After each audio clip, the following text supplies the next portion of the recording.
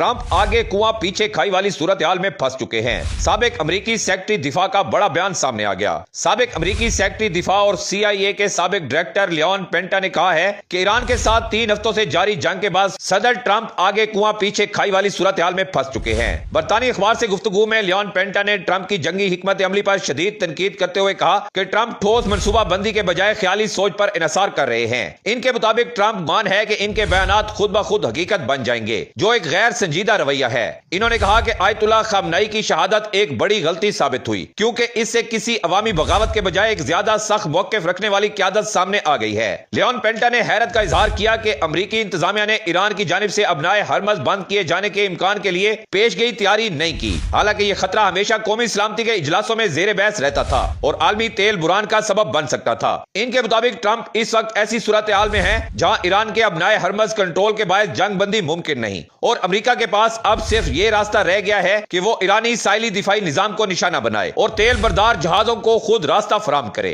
अगरचे इससे जंग में शिद्दत और जानी नुकसान का खदशा बढ़ जाएगा। लियोन पेंटा ने मौजूदा अमरीकी वजीर दिफा पैट हेग्सेथ को भी तनकीद का निशाना बनाते हुए इन्हें एक मुअस्सर सेक्रेटरी दिफा के बजाय महज सदर का हामी करार दिया। इन्होंने ट्रंप इंतजामिया पर यह भी इल्जाम आयद किया है कि जंगी वीडियोज और हलाक होने वाले फौजियों की लाशों की मुंतकिली को तशहीरी मकासिद और फंड रेजिंग के लिए इस्तेमाल करना गैर मुहज़्ज़ब अमल है। लियोन पेंटा ने ट्रंप की जानिब से ईरान में लड़कियों के स्कूल पर अमरीकी हमले पर माफी न मांगने को आलमी सतह पर अमरीका के मनफी तासर को मजीद मजबूत करने का सबब करार दिया है। नाज़रीन गिरामी, आप इस बयान को कैसे देखते हैं? कमेंट सेक्शन में अपनी राय का इजहार जरूर करें।